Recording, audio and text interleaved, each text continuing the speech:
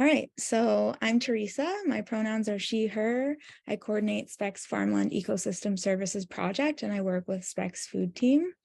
I want to acknowledge that I'm greeting you from the unceded, in other words, occupied territory and homelands of the Musqueam, Squamish, and Tsleil-Waututh nations in what's known as Vancouver.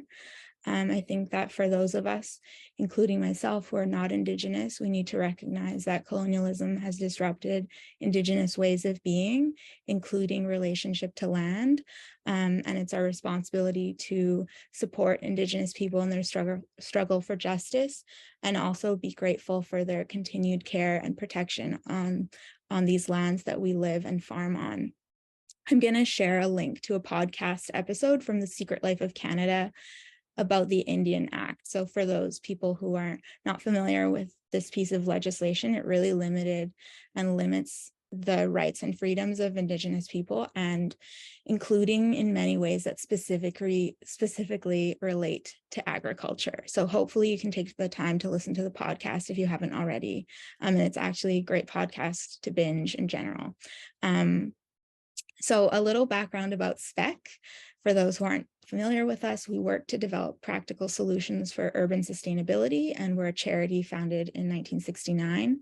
The program that I run is the Farmland Ecosystem Services Program, but other than food, SPEC also does work in the areas of energy, transportation, waste, and climate change.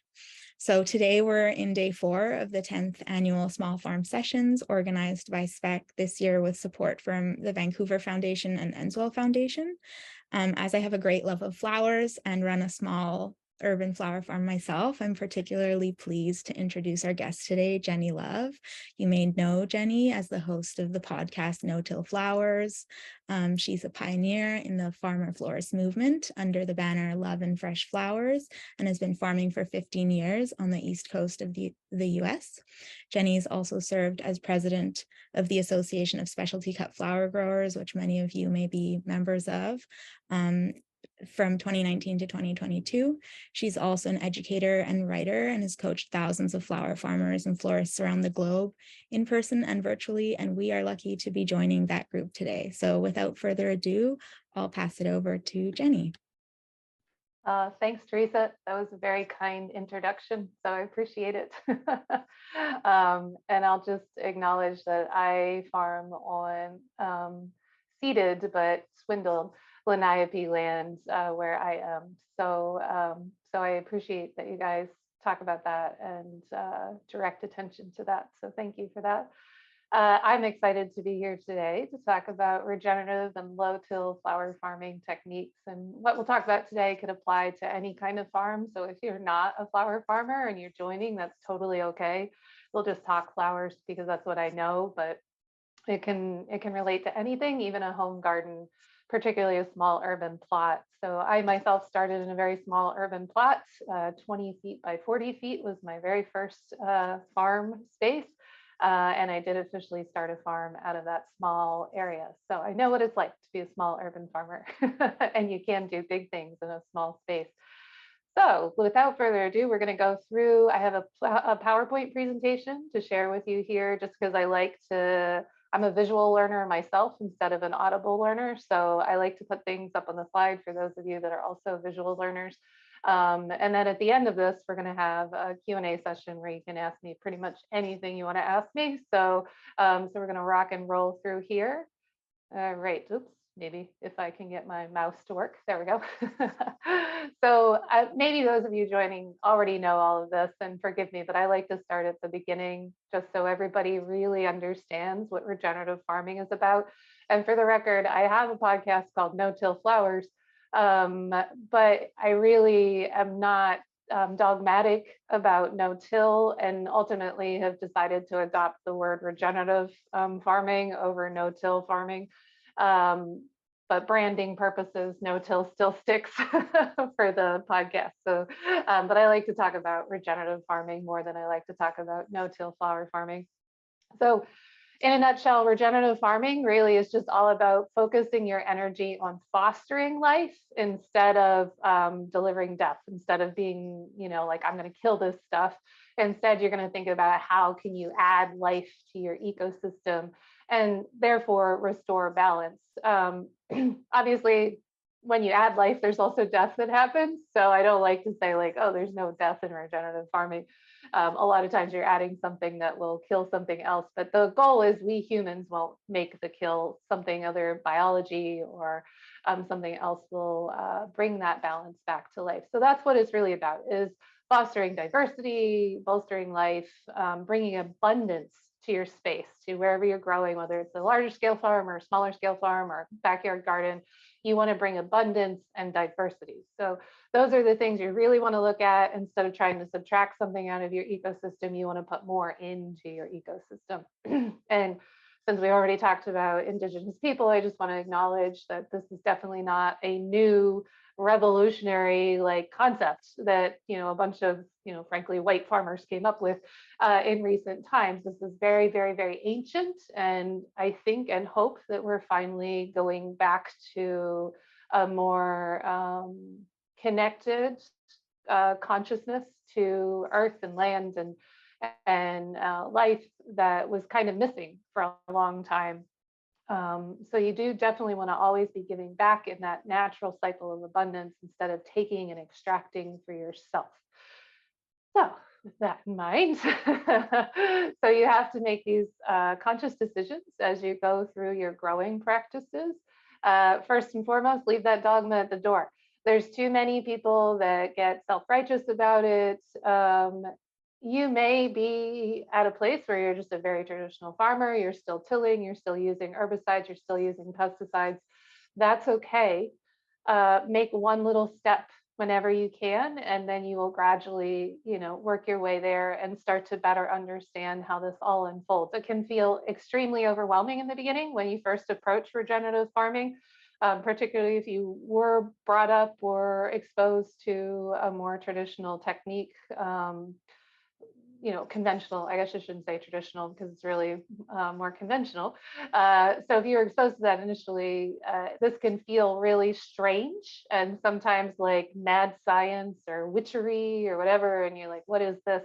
But that's okay. Just have faith, small steps. I promise you, farming is so much more fun and stress-free when there's still stress for the record, but a lot less stress when you do it regeneratively than you do when you do it conventionally. So, right. And then another important piece of regenerative growing is that you have to remember context.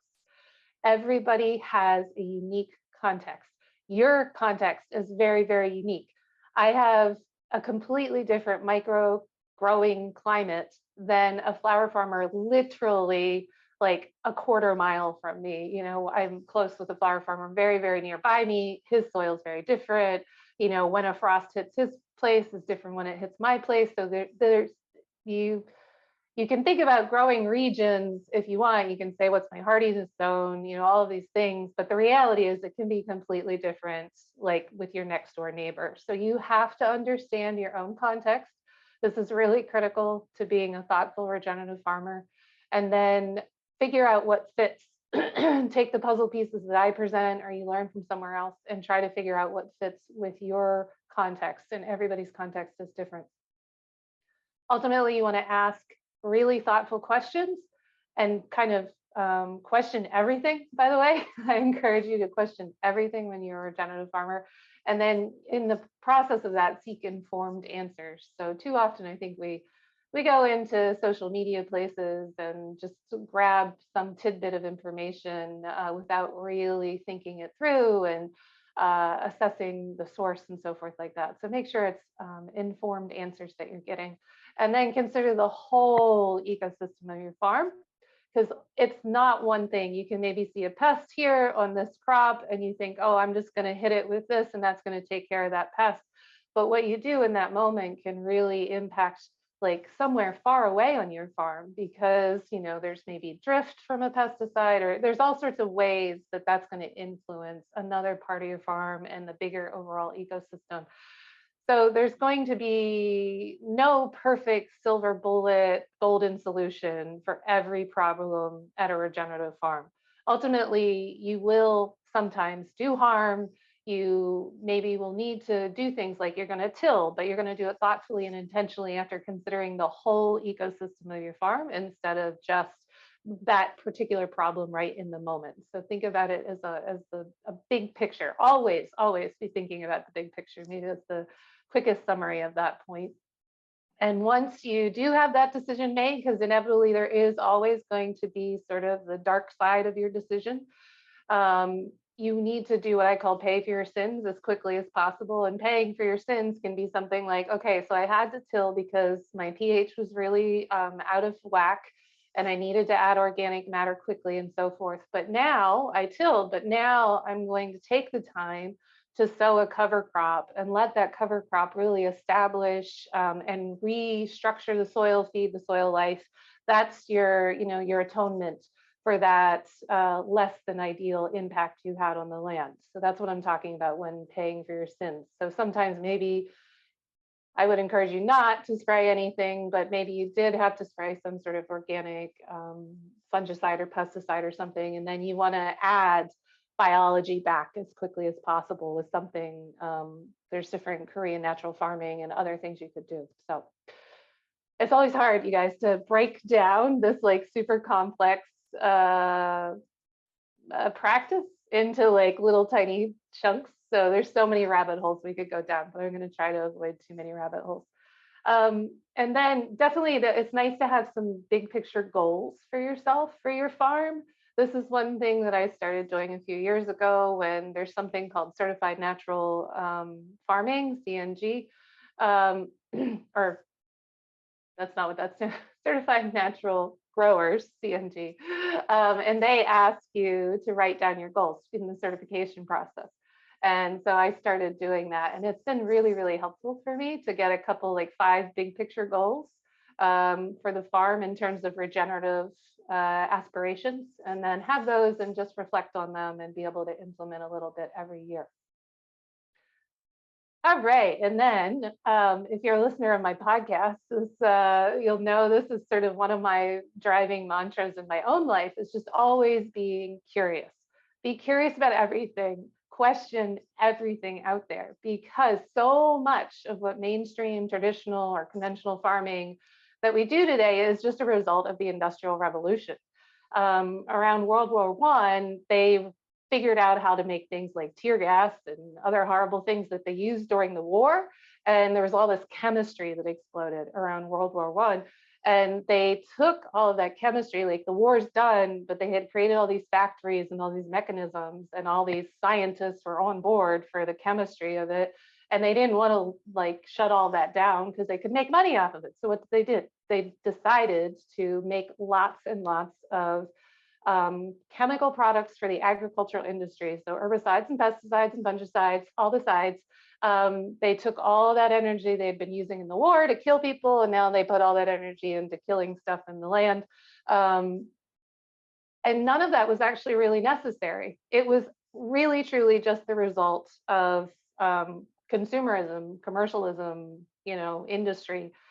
We really didn't need all of that. So many of the things that we're now taught or pushed onto us as growers are often just a result of that industrialization, and they're not necessary. So you do want to question a lot of your inputs. So what we call inputs is where, like fertilizers, any of the sides, any plastic product, anything you buy in for your farm, you should really be questioning that. That's one of the wonderful things you can do as a regenerative grower, is start to really think about how you can stop buying things in and then rely on your own ecosystem. The soil pretty much has everything in it that your plants need. It's just a matter of stop disturbing that soil and then foster the life in that soil.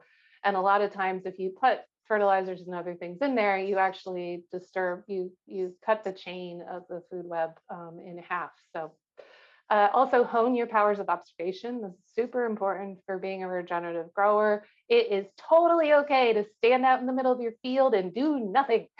I'm here to tell you, you can just stand there and just watch. It will feel like you're being lazy. It'll feel super weird because often we're rushing around in a hurry to get this done, to get that done. But when your head is down and you're focused on this weed or that pest or this harvest, when your head is down and you never really lift your head up to see the whole picture, you miss some really useful bits of information that can come to you by pausing and slowing down and watching out over the whole thing. So it's the forest and the trees situation, you know? So make sure you're always taking a few minutes to stand every day in your field and just look around and take an assessment of what's happening. And a lot of times when I'm doing that, I'm looking at like, what birds am I seeing? What insects am I seeing in a bigger picture? Is the wind moving this way today? Oh, did we get rain? And how did can I see where the water flowed? What does that mean? Is there compaction over there? Something like that. So I'm not even necessarily like looking at my plants. It is helpful to look at your plants, but that's not even what I'm talking about. I'm talking about whole ecosystem. You got to think about your ecosystem services that are available at your farm that will help your entire farm thrive and just bring all the life together. And then always keep notes. Super important. For the longest time, I did not keep enough notes. And I'm not talking about harvest records, all the things that a lot of conventional farming advice tells you to do. These are harvest records are valuable. But I'm talking about keeping notes about things like weather patterns and did you apply this did you apply this particular brew of biology, like a compost tea or a Jadam liquid fertilizer or something like that? Also, what cover crop did you sow? When you terminated that cover crop and you pick up a handful of that soil, what does it look like? Is there a massive root system in it? Is there not that much of a root system? Do you see macro life like earthworms and pill bugs and stuff like that? Do you see, lots of texture in the soil? How does it smell? All of that kind of stuff is really useful information for you to assess and track over the years how much of a difference, how much of a change is happening in your soil overall. Then also don't be afraid to fail. You guys, you have no idea how many failed experiments I have. I try to share them honestly on the No Till Flowers podcast and on my blog and stuff, but there's a lot of failures that happen. But that's kind of like the magic. If you just stick to a very careful and conventional form of farming, it gets really boring and it's just exhausting over time. It's when you decide to take these big leaps of faith, it can be so much more fun. So I would encourage you to take those leaps of faith. So we're going to talk about one of them later here in this presentation when we talk about perennializing dahlias. That was a big leap of faith for me. Okay. And then if I can impart one thing for you guys through this talk today is to become okay with imperfection, like embrace imperfection, because nature is perfect, but yet also to our human eyes, there's a lot of problems in it. But the reality is that it is perfect. And as farmers, we're too often told that we need to like get rid of all the weeds and all the stuff.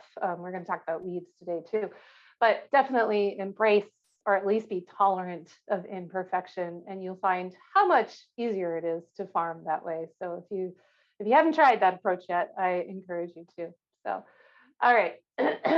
So you just want to, as a regenerative farmer, low-till farmer, you want to stop bringing inputs from the outside world because, and we've already sort of alluded to this a little bit at the introduction to this talk, is that inputs coming from somewhere else are extracting them from their originating ecosystem. And that's a form of, you could, it's a bit of a stretch, but you could call that colonialism, whatever it is. It's, you're extracting from somewhere else and not giving back over there where it came from, because it's not in your control to give back over there.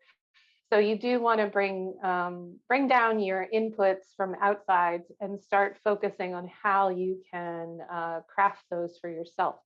So this is where things like Korean natural farming, Jadam, cover cropping, composting, biodynamic preparations, all of these things come in under the umbrella of regenerative farming, because the goal here is to reduce what you bring in from another ecosystem and just rely on your own ecosystem. Another piece of that puzzle is conserving water. particularly if you're farming in a place that doesn't get a good amount of water and you might have to actually truck water in or bring water down through like long irrigation channels and so forth. I know some of you out on the out in the Rockies area, there's a lot more that happens in terms of getting water. For me, I get to just turn on a well, but you may not get to. So think about how you can keep water in your farm ecosystem. And then also, obviously, you don't want flooding and stuff like that. So there's a whole other component of that. But that's where permaculture and keyline design come in. So you haven't really looked into those practices yet, and you struggle with water management at your farm, you may want to dive down those rabbit holes because they can offer a lot of resources and ways of creating berms and swales, doing more perennial planting, so on and so forth. So, all right, ultimately, all of this is founded on the idea that the soil is enough. What you have, your soil will provide as long as you nurture and take care of that soil, and the ecosystem that's under your feet will support the thriving of the ecosystem above. So that's why at the end of the day, when you talk about regenerative farming, you kind of have to talk about soil health, soil balance, and not disturbing the soil, which is where the low-till concept comes in. All right, I like to just put this in black and white terms, sort of. Nothing's ever in black and white terms, but these 5 main mantras of regenerative farming, or you could consider them the 5 main mantras of no-till, low-till farming as well. One is keep the soil covered at all times. Never leave it naked. Nature never leaves the soil naked. That's what weeds are. We're going to talk about that. But just never, ever, ever have soil exposed. And I'm talking about not even for like an afternoon. Like so much death comes in one afternoon of leaving soil exposed to hot sunlight or torrential rain. So don't even let your soil just hang out there naked for even a short period of time. So at my farm, what that means is we flip and replant beds immediately. There is no downtime whatsoever between that. If for some reason we couldn't get it replanted right away, we would mulch that bed, or we would cover it with a tarp or something to help that life that's in the soil. That life that's in the soil is what you need to be a farmer that doesn't have to bring in all the inputs, that you don't have to have all the stress, all the things. So sometimes it can be kind of when the mania, the craziness of your intense work schedule of trying to manage all the things at the farm, you are tempted to walk away from that bed that doesn't have anything in it because you're just like, oh, I don't have time for this right now. I got to do this delivery into town, or I don't know, the chickens got out or something, I don't know. But you have to pause and remember that the soil that is there in that exposed, or the life that's in that exposed soil is paramount to everything you do. So you need at all costs, it's like, think about it as just like, this is a horrible visual, you guys, sorry, just bear with me, but like a bunch of babies laying on the ground and you're like, whatever, I don't have time for you, I gotta go do this other thing. Like, no, of course you're gonna stop. Of course you're gonna figure out how to take care of those babies so that they're not left there out on the ground. So think about it like that. There's so many pieces of life that need you to cover them up and take care of them. So a lot of times that has to do with cover cropping and mulching and so forth. So the other thing is don't disturb that soil. We already talked about that a lot. But one of the reasons for that in particular, which I'm not sure is always talked about quite so much, but it's the turning over of the soil. So the fact is that microbiology lives in just the first couple of inches. There's other microbiology, but the vast majority of microbiology is in the couple, 4 to 6 inches on the top of the soil. When you turn it over with a tiller, you literally flip the soil profile. And now there's the stuff that was 6 inches or more down is now on the surface, and the stuff that was at the surface is down buried. Not only did you like sort of screw up the texture and the system of that soil, you now buried life that can't survive at 6 inches or 8 inches down. So that's why tillage is really, really, really bad for soil ultimately. If you need to do it one time, that's fine. Again, pay for your sins like we talked about. One of the things you can do instead of tilling is a ripping through your soil. So don't invert those layers of soil. Don't flip things around.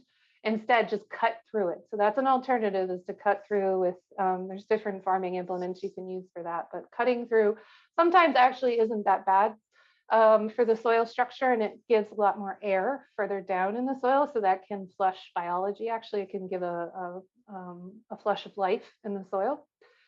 And this is where broad forking comes in. So broad forking is not inverting the layers of the soil, even though it is soil disturbance, but it's not flipping the soil over, so the life forms don't get nearly as destroyed in the process of broad forking. And then another big key component of regenerative farming is to maximize your crop diversity. So make sure you're including plant families of multiple kinds. So most flower farmers are highly diversified farms in terms of, like, we'll have many, many plant families at our farms. But for other farms who are maybe like corn, soybeans, stuff like that, they really need to diversify their plant families.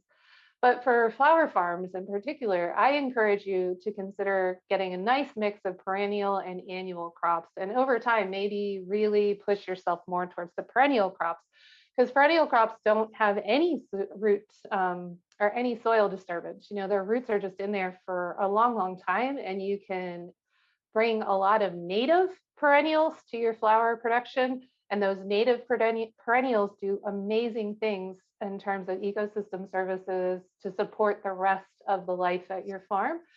And you want to look for perennials that have different structures in terms of, like, taller woody things, mid height things, and then lower growing stuff. That creates wonderful diversity for all the birds and insects, reptiles, amphibians, all those things at your farm that will help with pest management. So that's one reason to consider adding a lot more perennials, even if you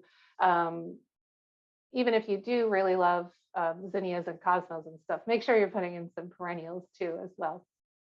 All right, and then keeping living roots in the soil at all times.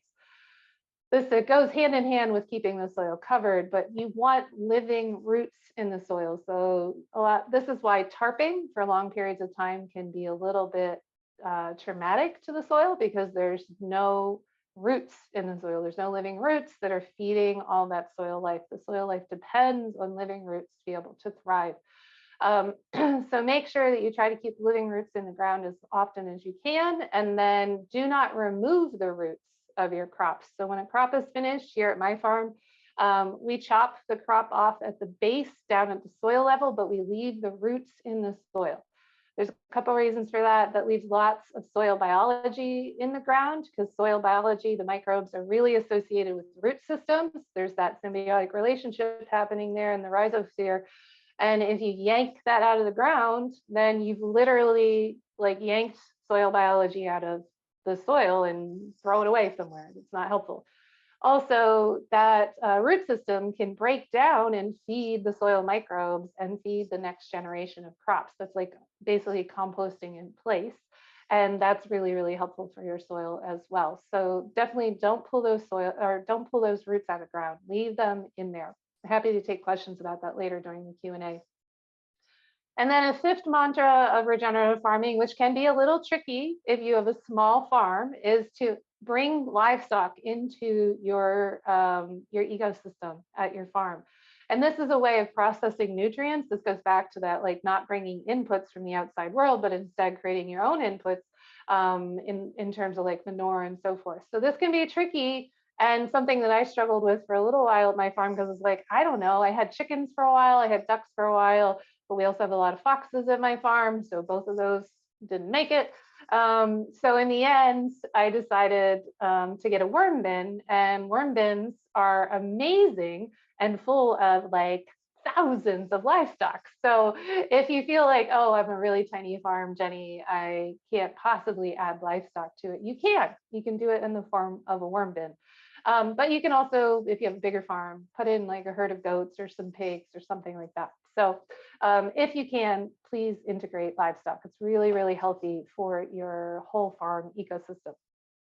Right, so now I was asked to talk about weed management in a low-till system, so I'm going to go into that, and then we're going to talk about perennializing dahlias as well. So, but we'll dive into weed management right now. So there is a myth that I'd like to bust right now, that no-till, low-till farming means that you won't have weeds.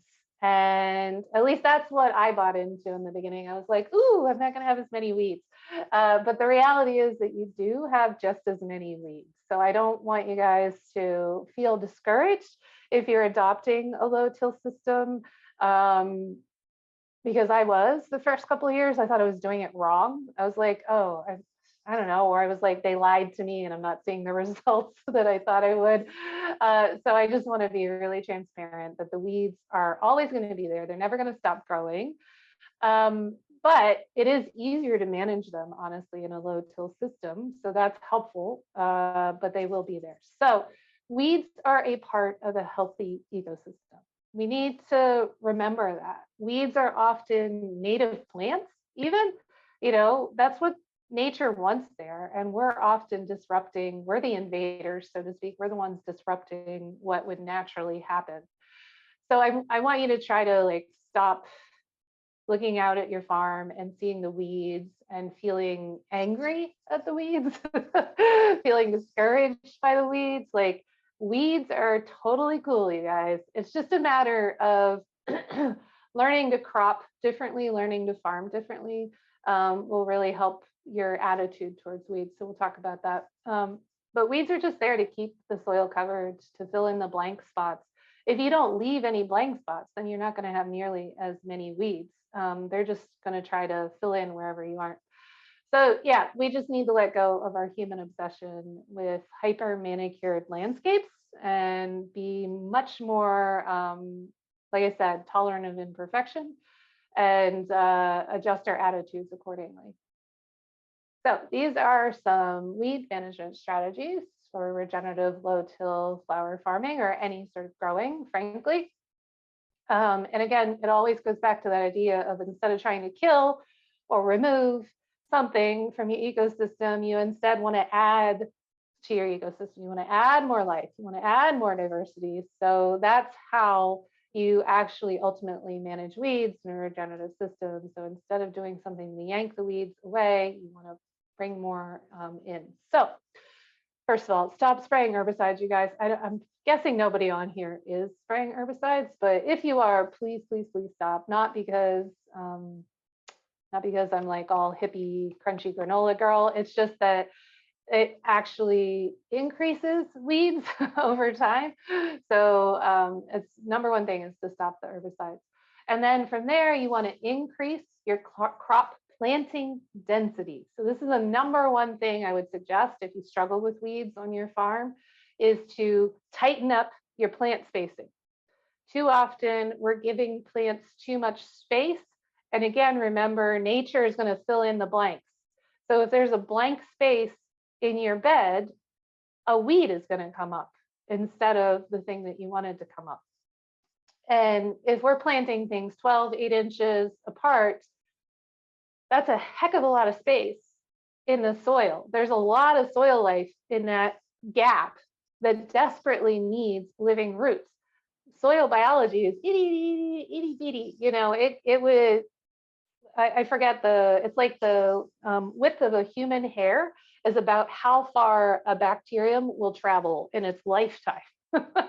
So the soil biology is not going to be like, oh, cool, there's nothing growing here, I'm going to go all the way over there and attach myself to this other root system. No, they need a root system right there. And so nature says, okay, put a weed there. These microbes need something. We're going to put a weed's going to germinate there. So when you tighten up your plant spacing, there's a lot less desert in terms of places for biology to attach. It also means that you will get, and luckily in flower farming, you're going to get taller, straighter stems usually. So it actually behooves us as flower farmers to tighten up that spacing. But there's always, a caveat to everything. And so with tighter plant spacing, you do have to be aware of if you are going to have higher disease pressure. And also you need to have good fertility or at least available nutrients in your soil. You can't tighten up the plant spacing and then everybody starves. So a couple things is make sure you have good airflow around your farm. If you don't have good airflow, then tighter spacing maybe isn't going to work for crops.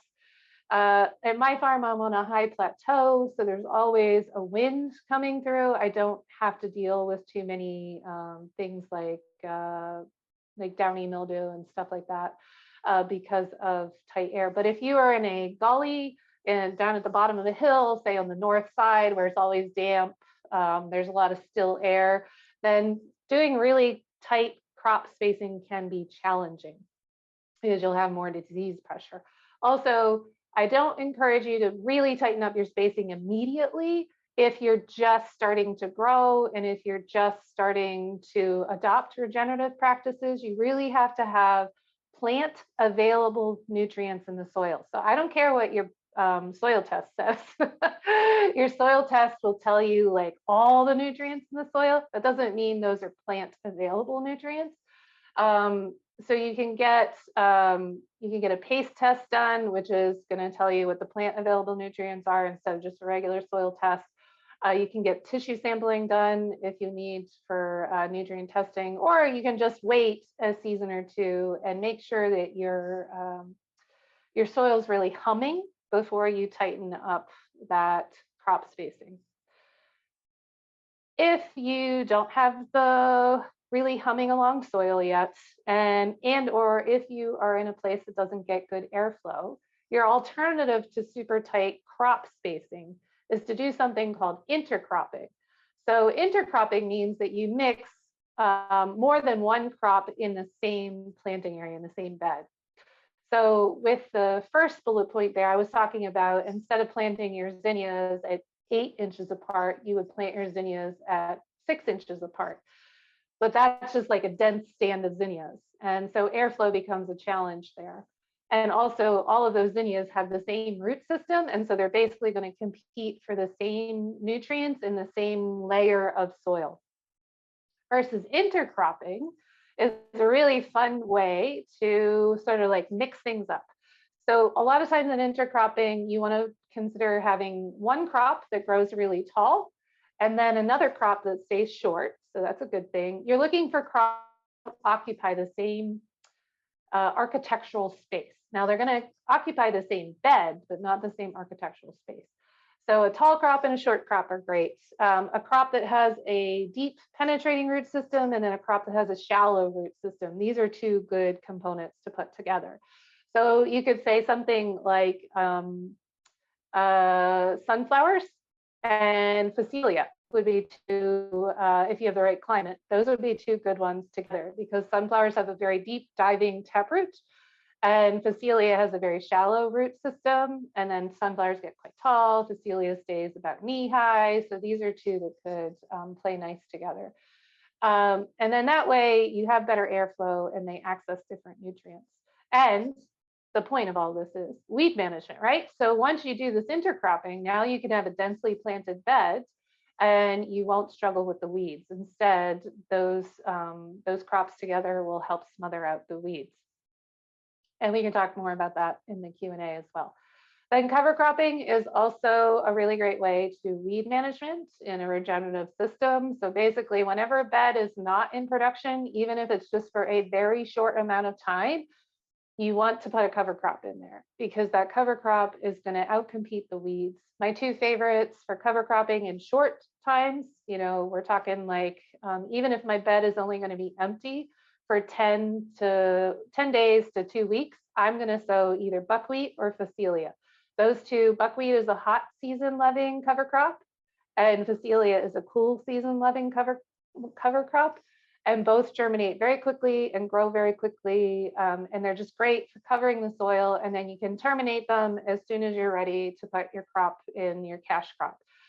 But very much so, you should lean heavily on cover crops for weed management. If you haven't already implemented cover cropping at your farm, please, you know, take that leap of faith. It can feel really daunting your very first time, but try buckwheat in the summer. or Phacelia in the spring and fall, and you'll find that they're really easy to manage. Just make sure they never go to seed. That's the number one thing you have to worry about with cover cropping is don't ever let them go to seed, because then you've got a weed problem on your hands. No longer are they a desirable thing, then they become a problem. Also with weed management, just never turn the soil over. I'm sure you guys know this, but I like to state the obvious. There's this whole, what's called a weed seed bank under the soil. So seeds are only going to germinate when they're exposed to the perfect conditions. There are thousands, millennia of seeds under our feet in the soil. And they're not going to germinate because they're down under the soil. They're too deep to germinate. So, but they're still there. They're still viable. They are just waiting for their moment in the sunshine, literally. So when you turn soil over, you expose all that weed seed to the surface, and then they're able to germinate. So the sooner you stop disturbing the soil, the sooner you stop turning it over, the less weed pressure you're going to have. So that is one way that low-till, no-till farming does actually like sort of diminish weeds. But I just always like to tell people like, no, there's still weeds there. Don't worry, they're still there, because there's always, every generation of new weeds is dropping seeds. So there's always some sort of seeds in the area. Reducing compaction is a thing that I think not enough growers think about. So compacted areas are where weeds thrive. Your crops rarely are going to thrive where the soil is compacted, but weeds are genetically, programmed to thrive where there's compaction. A lot of things like burdock is a good example, dandelions.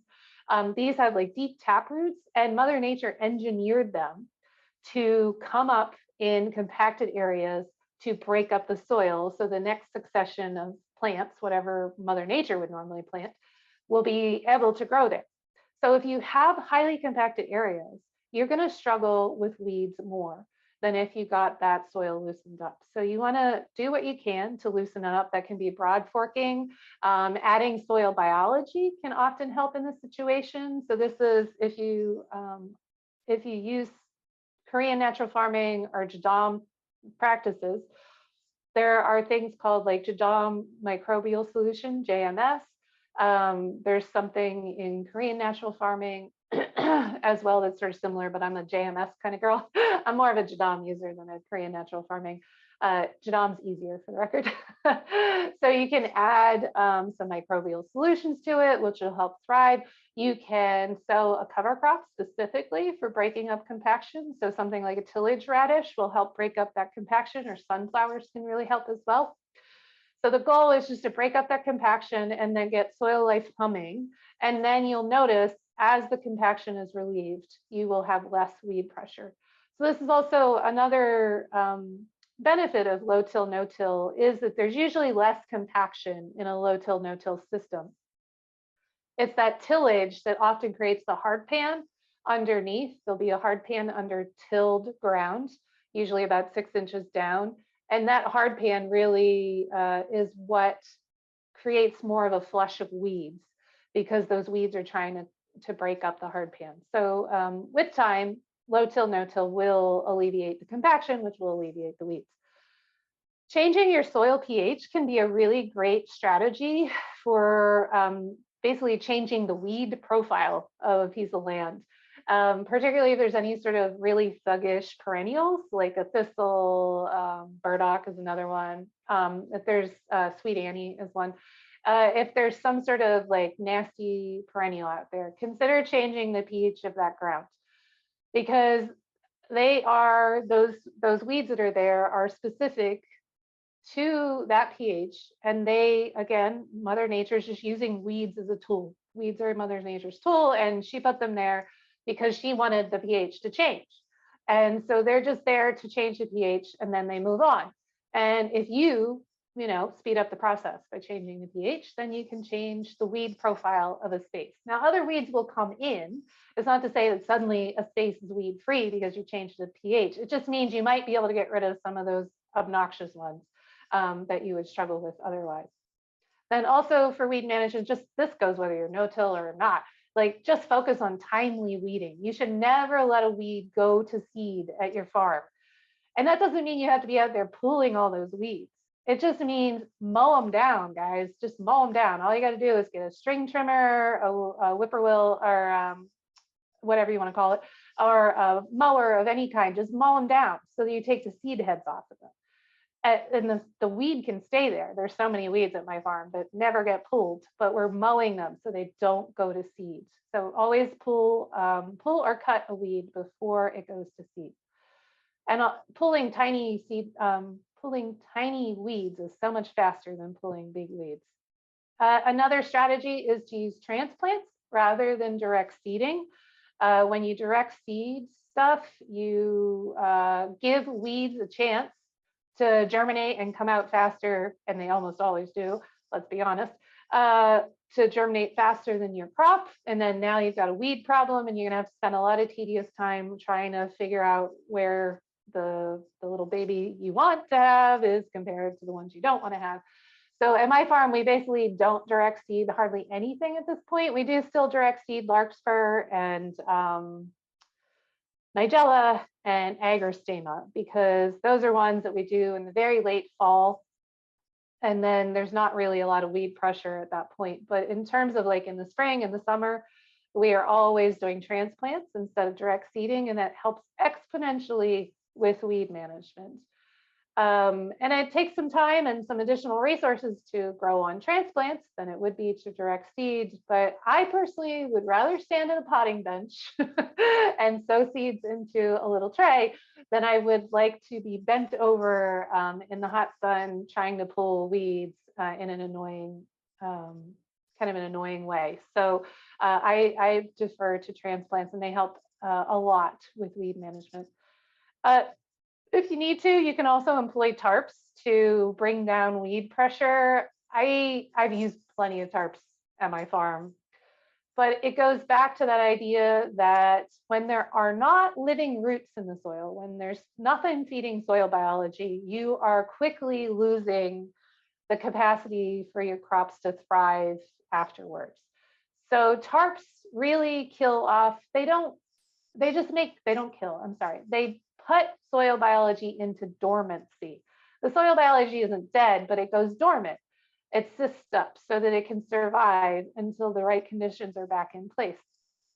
But that process of cysting up, once they go into dormancy, studies have shown that it takes about 90 days for soil biology to come back online, so to speak, after it's went into dormancy. And this also happens over the winter. This is not necessarily just specific to tarping, but it's just basically when the conditions are no longer optimal, biology goes dormant, and then it takes 90 days for that biology, once the conditions return to optimum, it takes about 90 days for that biology to really get back to full throttle. 90 days is a long time, you know what I mean? Like, yeah, you could still grow some plants in that space, but it's going to take 90 days until they have all their buddies to help them out. And so I encourage you to be really careful with tarping. Tarping's good for short term. If you're going to tarp for more than 10 days, I would encourage you to be ready to cover crop that space after you bring it out of the tarp, instead of immediately planting a cash crop, because the cash crop is going to struggle. It just won't have the soil life that it needs to support it. And versus the cover crop will do two things. A, if the cover crop doesn't fully thrive, so be it. And B, the cover crop is going to regenerate that soil life. It's going to feed the soil life. If you plant into a space that's been tarped for a long time, what's going to happen is that soil doesn't have a lot of life in it. It's also usually very compacted after it comes out from under a tarp. Tarping compacts soil. It's super weird. And then also that means, so it's not an optimal situation. That means the weeds are going to thrive. So you're going to struggle a little bit more with weeds after tarping for a long time. You don't struggle with weeds if it's just a short amount of time. So we still tarp at my farm to kill off cover crops, but we won't leave the tarps on for more than 10 days. And then ultimately with weed management, just adjust your attitude. You know, weeds are okay. It's okay. Come to my farm if you want. You'll see lots of weeds. The weeds are feeding pollinators. They're creating habitat for beneficial insects, you know, the kind of like little wasps that feed on aphids and so forth, they love weeds. So it's not bad to have weeds around your farm. You just generally want to put the weeds, keep the weeds like out of your bed. You know, you don't want them in your growing bed per se, but it's nice to have some weedy spaces around your farm. Again, you need to mow them down before they go to seed so that seed doesn't spread around, but it is great to have some weeds around. It's actually really good for your ecosystem. Right. Well, I already talked about this. So just adjust your attitude. And it always comes down to understanding the functionality of the thing in the space. Even pests have a function, you guys. Like we are not working in factories, we're not working in labs, we're working in nature, and there's a lot of nuances to that. So, all right. So next, I'm trying to make sure I stay on time here. Now we're going to talk about dahlias. So a quick leap over to a new topic, and then the Q&A will be after this. So I was asked to talk about perennializing dahlias. I am in hardiness USDA zone 7/6B, right on the edge.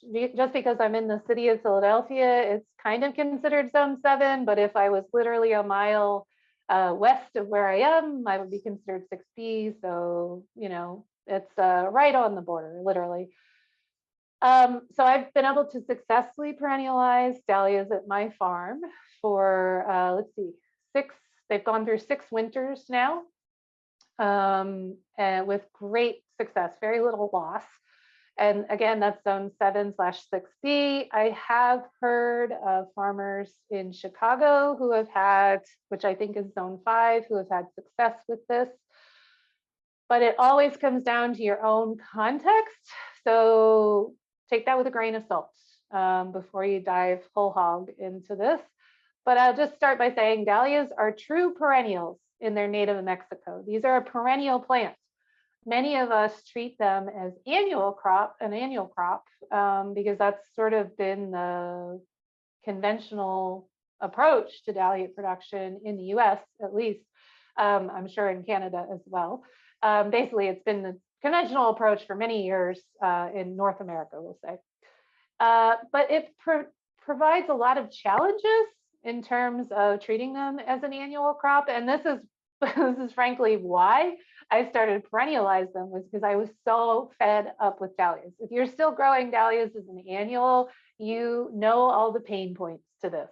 There's so much labor that goes into them. You have to dig them, you have to divide them, you have to store them, then you have to replant them later. Then they don't really produce until the end of the season. And so all of that extra work goes into that. You often lose a lot of them in storage. And so somewhere years ago, I don't know, I guess it was 2017. Yeah. I just got fed up with dahlias. I was just like, I'm not growing these things anymore. This is so exhausting. We hardly get any flowers off of them. And I just decided to leave them in the ground because I actually didn't feel like digging them up. And then they survived. And I was like, wait, what? What happened here? And that's when I started to dig into the life cycle of dahlias a little bit more and realized like, oh no, they're actually a perennial. And they're so much more productive and healthier as a perennial plant than they are as an annual. Also, you get, a much, much longer window of harvest. So mine here in Philly, we start harvesting usually in early June. And that's not like a huge, huge harvest. I'm talking like maybe, 3 stems off of a plant in the beginning of June, versus later in the season, we're doing, 7 stems off of a plant. So that starts in early June, and then we get a harvest all the way through to frost. For us is usually late October. Versus when I treated dahlias as an annual, we really wouldn't start cutting off of them until the end of August. So we're getting a solid, 2+ months of additional production off of them. That alone is worth it to me. But then also I've noticed over the years, the pest pressure has gone way, way down. And I think that's just because these are perennial plants and they've created their symbiotic relationships in the soil. They're not getting disturbed. And I think just the plants overall are so much healthier than they would be when you keep yanking them out and they don't want to be yanked out. But there are definitely risks with leaving them in the ground, and I don't want to like oversell this to anybody because I've also had people who are in 6B, zone 6P tell me that they lost their tubers over the winter after trying this. And so what it seems to me, after talking to lots of people who've tried this, is this has a lot more to do with your soil type than your hardiness zone. Your soil really needs to be a well-draining soil for this to be successful. If you are farming on heavy clay, you probably don't want to do this. Or if you do want to do it, try it with a very small amount of tubers first, the kind of tubers you don't care if they die, and see if that's successful. And then you can adopt the system more fully. But definitely, if you've got heavy clay, proceed with caution. If you have a really well-draining soil, I think you can get away with this to a much colder zone. At the end of the day, it has a lot more to do with the tubers not being wet than it does to do with the temperature. So we often go to 0 degrees here, that's 0 Fahrenheit.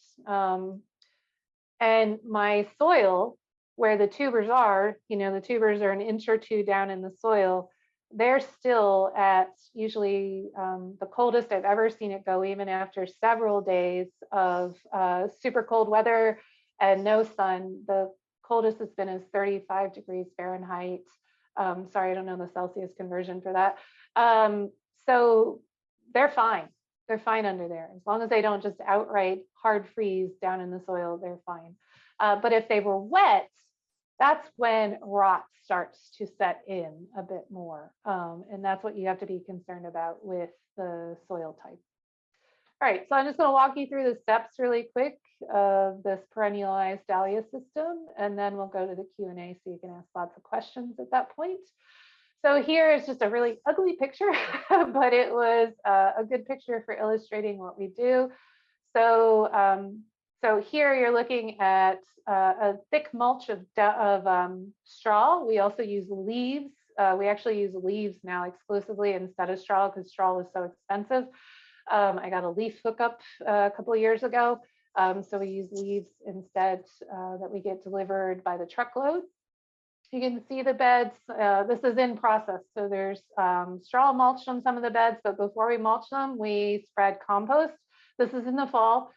We spread about an inch of compost thereabouts on the beds, and then straw goes down or leaves, and then we pull the tarps over. So you're seeing we use giant billboards at my farm, but you could use silage tarps or just, your basic like, construction tarp, that you get at a Home Depot or Lowe's or something. So we pull those over, and then you can see in the very back of this picture, there's soil bags everywhere down along there. And then this is an overhead view of my farm and one of the dahlia patches. We have a couple, but this right here in the middle, I think you can see my cursor, is one of the dahlia patches. It's perennialized, and I put this in here mostly to show you how many soil bags are on here.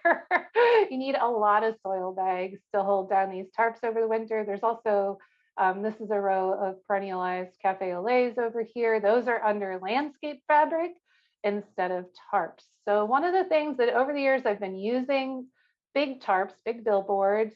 These are 100 by 50 feet, like this one here. But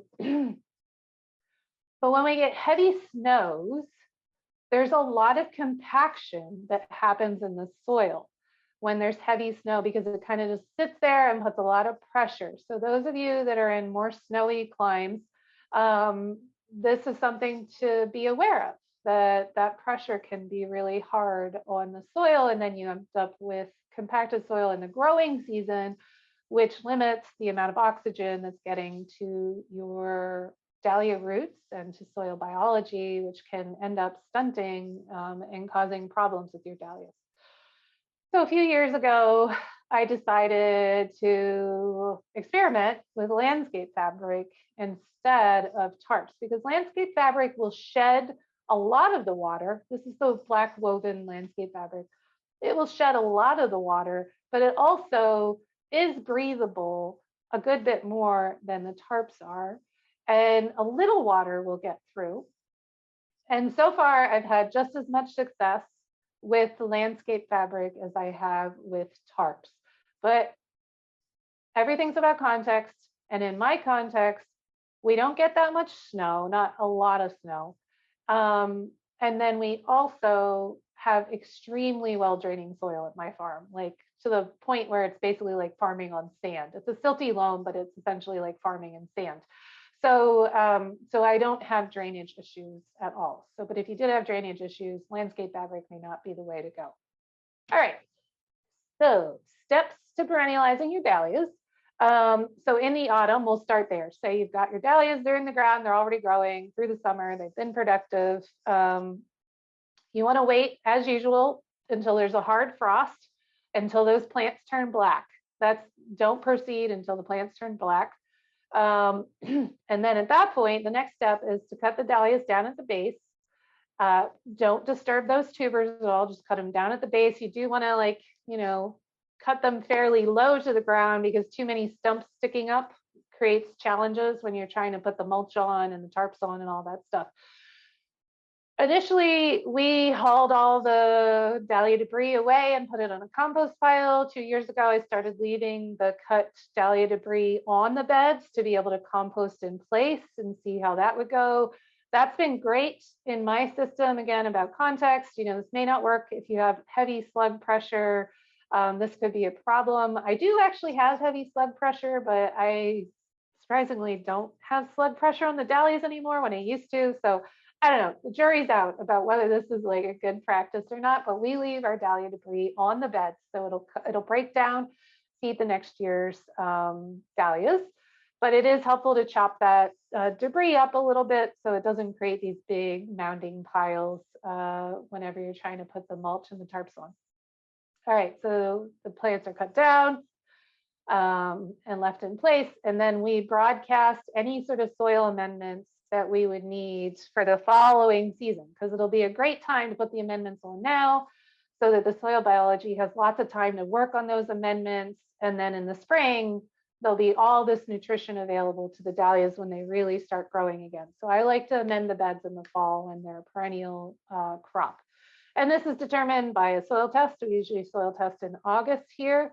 And you may need to change the pH. So a lot of times, because we're putting on a lot of compost now, compost and leaves on my dahlia patch, that tends to raise the pH.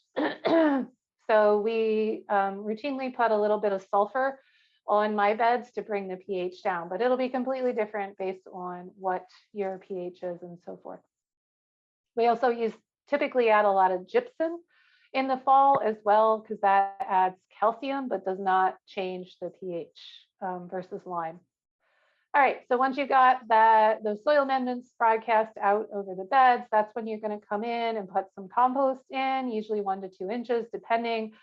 You don't have to do this, but I mean, dahlias just really enjoy a highly organic soil. So I find this is for me, my soil again is a silty loam bordering, on the equivalent of sandy. So adding compost every year is helpful for keeping it like a nice, rich, chocolatey looking soil, which the dahlias really appreciate. Right, and then you're going to add a thick mulch over top of this. This is critical. You need to put 8 to 12 inches, depending on how cold you are. So in my farm, we tend to get away with 8 inches. But for those of you that are much colder zones, you want to get really deep. You can even go as deep as 2 feet, 24 inches. The more mulch, the more insulation. That's what the mulch is there for. It's to insulate. So it's up to you. How much you can get your hands on is ideally the way to go. And that can be straw, autumn leaves, salt hay, whatever it is, some sort of organic matter. You do want it to be fairly fluffy. So you don't want to put on just compost. Compost isn't actually going to keep the soil warmer. You need something that's kind of like having like a down feather mattress or fluffer, what is it called, duvet, on top of your beds, basically. So, all right, and make sure you mulch your walkways to your pathways, because you don't want to leave those too exposed, that the cold will seep in from the outside edges into your beds. So make sure you've got a couple inches. If your beds are 36 inches wide, I would say you need to put 6 inches on either side of that. So make it a little bit wider in terms of your insulation. And then on top of that mulch goes the heavy tarps, whether you want to use billboards or silage tarps, or you can try landscape fabric if your soil drains really well. Please, please, please do yourself a favor and put a ridiculous amount of soil bags, rocks, cinder blocks, whatever it is, on your tarps. Nothing is more frustrating than it being really, really, really cold outside, really windy, and you're chasing tarps around and trying to pin them back down. That's very frustrating. And then also, say those tarps come up in the middle of the night on a really, really cold night, and the soil and the dahlias are exposed for several hours to very, very cold, and then they will freeze.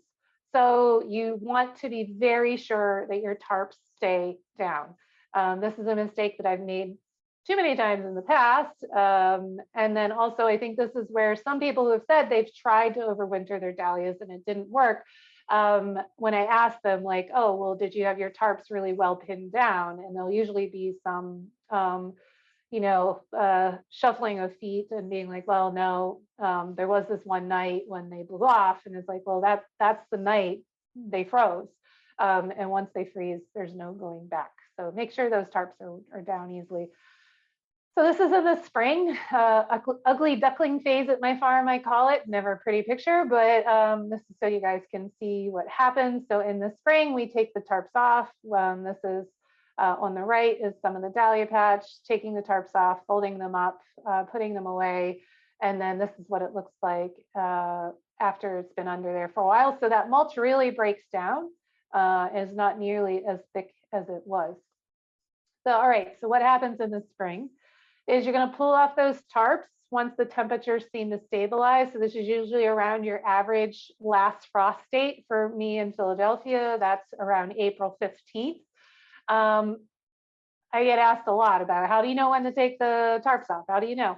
Basically, the best way to do it is just to peek under the tarps on a regular basis. For me, in the first week of April, I start just peeking under, and you'll see the little shoots start to come up. I mean, they're going to come up. And once you see the little shoots pushing, you want to take the tarps off because they're going to search for sunlight. And as long as the tarps are on, they'll be struggling a little bit. They'll get, light deprived. So just take the tarps off once you start to see them pushing growth. There may be a frost that still comes. And frankly, there's often a frost that still hits mine after the tarps have come off. But one of two things has happened. It'll be a light frost and the plants will still be really short and they'll have no damage to them. Or it might be a very late frost and the plants have already gotten 6, 8 inches tall. They will turn black and they will lose that top growth, but it doesn't matter. They're going to thrive still. That's essentially a pinch. Mother Nature just did you a favor and pinched your dahlias for you. Perennial dahlias are robust gangbuster growers. They don't care if they got frosted. They will just go to town. So you don't have to be like, oh my God, my dahlias got frosted. They're going to die. They won't die. I promise you, they're not dying. All they'll do is just shoot up different growth. The stuff that got killed by the frost will just die off. There's a lot of earthworm activity in particular over the winter. So that organic mulch that you put down, that 8 to 12 to whatever inches of mulch is going to have been eaten up a lot and turned into beautiful worm castings. Your soil will be really dreamy and yummy. The best soil on my farm by far is my dahlia patch, exponentially better than any other soil at my farm because of all that earthworm activity over the winter. So this is to say, you do not need to remove any of that straw, any of those leaves. You don't have to remove anything.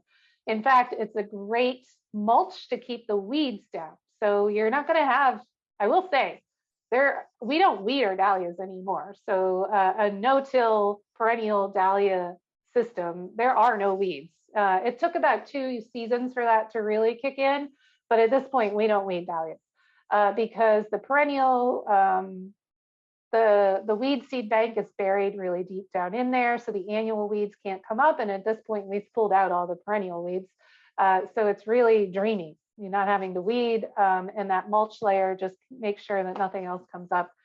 We do sometimes, I didn't in the past 2 seasons, but in the past we have spread Sluggo Plus on the beds after we remove the tarps. Sluggo Plus is a OMRI listed product, organic product that will kill slugs and earwigs, both of which can be really challenging pests to young dahlia plants.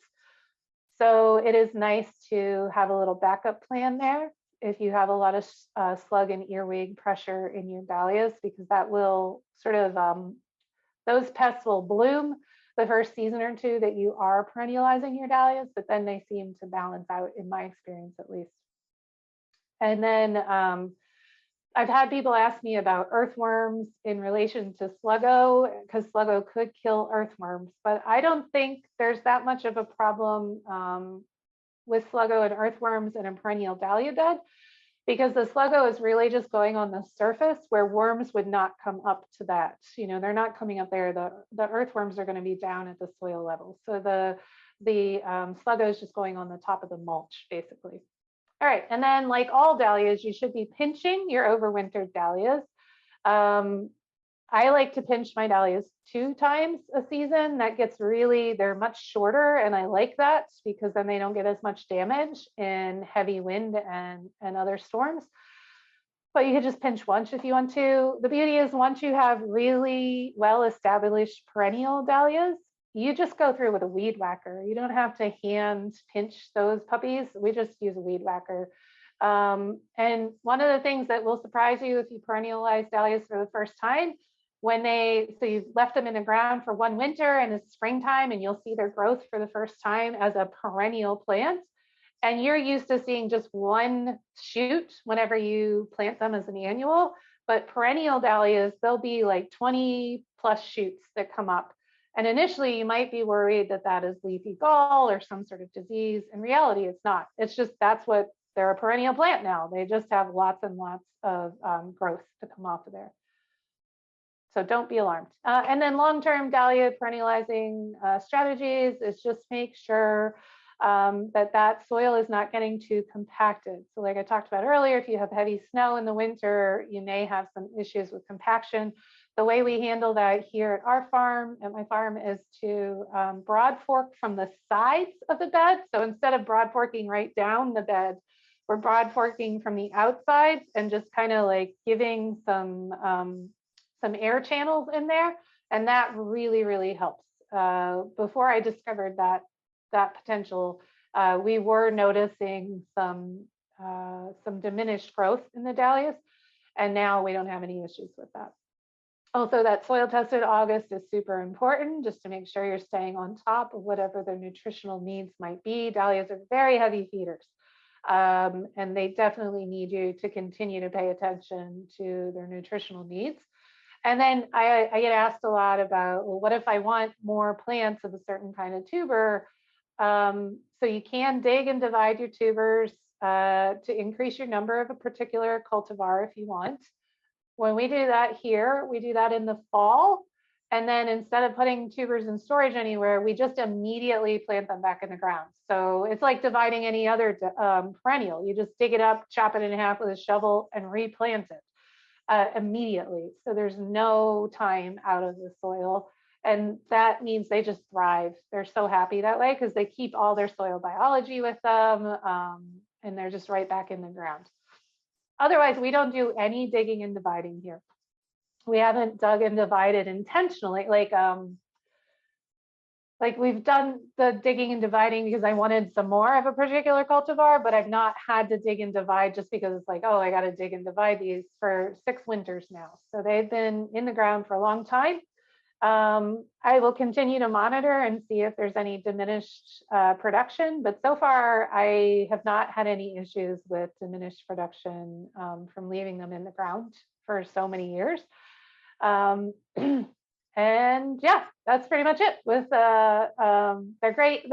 I only grow 10 varieties of dahlias at this point. I used to grow, like everybody else, like 80 plus varieties, but I found 10 varieties that I like. So I don't know if this works for every variety.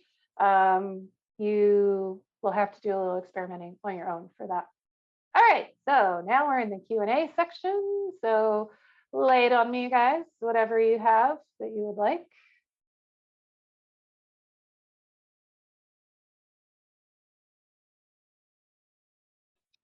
Thanks so much, Jenny. At this point, I'm just gonna turn off the recording so people can freely ask their questions. And we do have a question from Miga in the chat, which is, can you perennialize in raised beds?